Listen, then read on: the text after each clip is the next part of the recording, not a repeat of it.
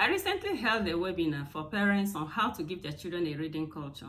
Now, most of the parents that were present in that webinar complained to me, especially the mothers, they complained that their children do not love to read school books. They told me that they are always screaming for these children to pick up their school books to read, and most times that they do not answer them. Hi, I'm Ngozi Okuri. Welcome to my YouTube channel. In this channel, we discuss books and reading and how to leverage reading for success in life. Please subscribe to my channel, and if you're one of my new subscribers, you're well appreciated. Thank you so much. And if you can give me a thumbs up today, that would be amazing.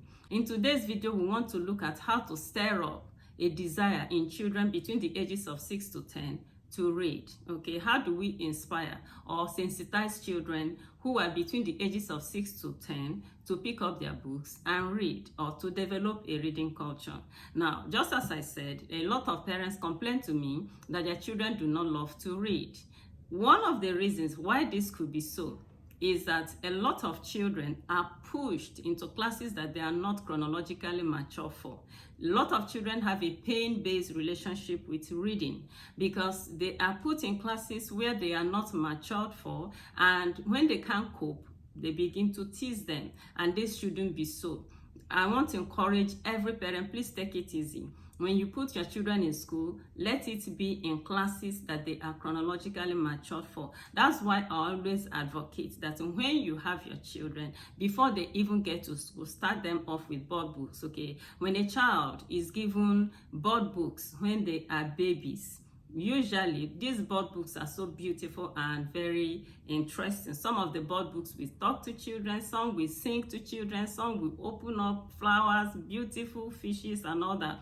So children already have an interesting relationship with books before they go to school. It's always good to start children with board books. If your own children are very young, or you are a young person listening to me, start off with board books as soon as your children are born. Even once they begin to, open their eyes, you begin to read for them, read bedtime stories, and give them board books. It makes it a lot easier for a child to have a fun-based relationship with books. So if you're not able to offer your children board books, now they have grown, they are 6 years old, they are not interested in reading, please don't despair. There is a solution.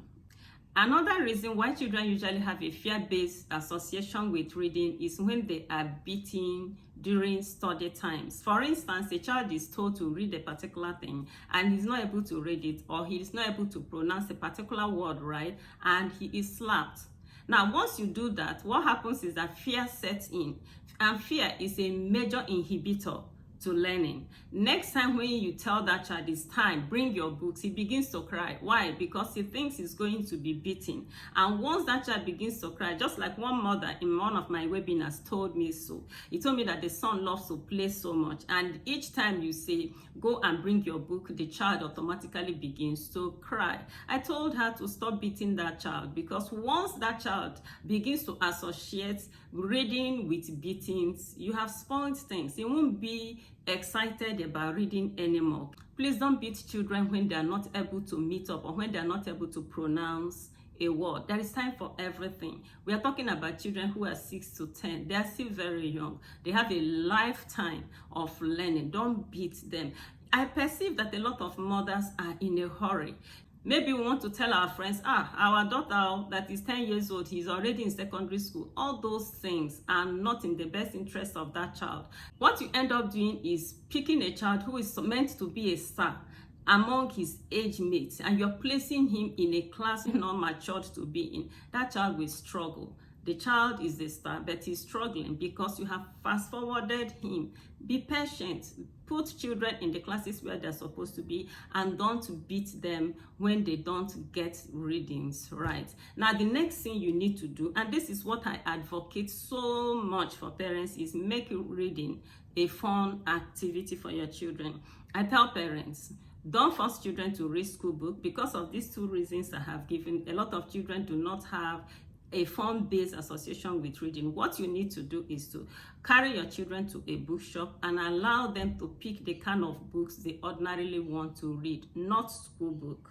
Fun-based books, okay? Let them pick the kind of books that they're interested in reading. Now, there are different genres of books, okay? They have You have comics, you have storybooks, you have bedtime stories, you have Aesop's fables, you have illustrated Bible stories, you even have romance, you have science-based fictions and all that, okay? So there are different types of books. Just the same way you have different classes of food. There are children who don't like to eat beans, but if you bring pizza, they are there. That's how it is, okay? There are children who will not want to read school book, but they will be interested in reading comics. And as a matter of fact, between the ages of 6 to 10, they'll always love storybooks or comics. So allow them, when they have gone through the genres in the bookshop, because I believe that bookshop attendants are usually excited to attend to parents who come with their children for this kind of exercise.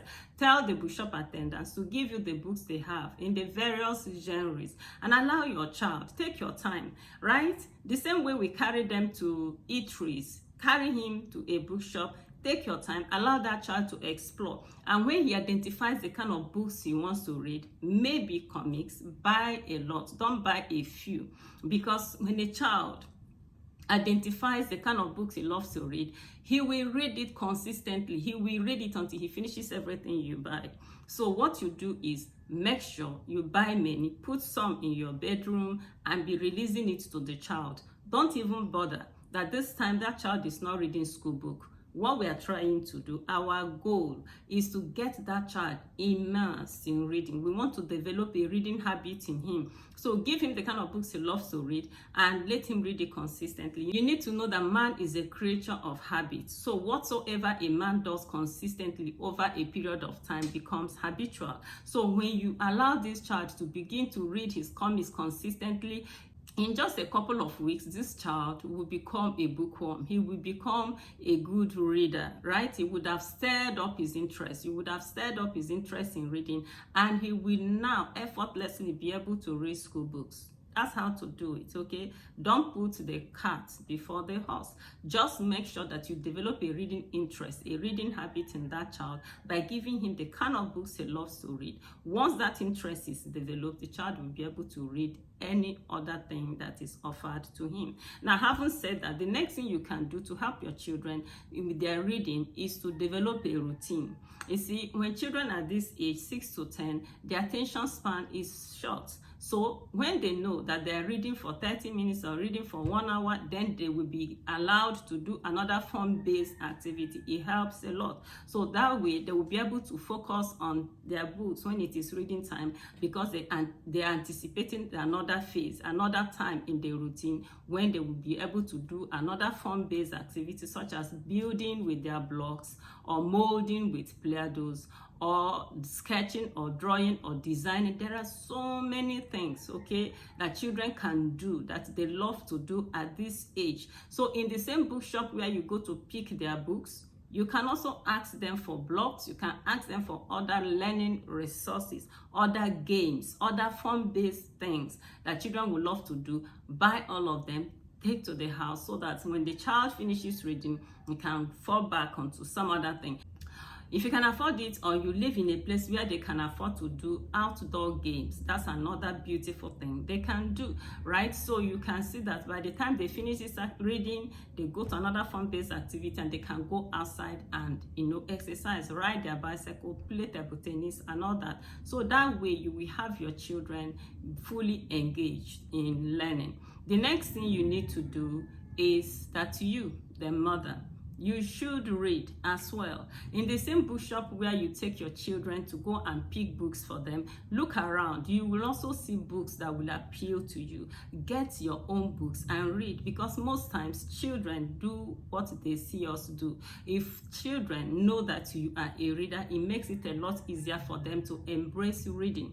I've been doing my webinars for parents, and I see that a lot of parents, even the ones that say they have a degree, have relapsed into ignorance. Some of them can hardly write something correctly. Some of them can hardly, talk to you fluently, because they have not been reading. It's Tony Robbins that said that repetition is the mother of skill. When you read, you get better at reading. So I want to encourage every mother. Don't tell me that you're too busy to read. I'll tell you why. You see, raising children in the 21st century is not very easy, because this is a time when knowledge has been democratized. Children know so much. So if you, the parent who is supposed to be the leader, you are ignorant, you will not be able to parent them effectively. Worse still is the fact that children this age, children in this generation are very discerning. They know when you don't know. So if you are raising them and you want them to be informed and you are not informed, you raise deformed children. And this is not your goal.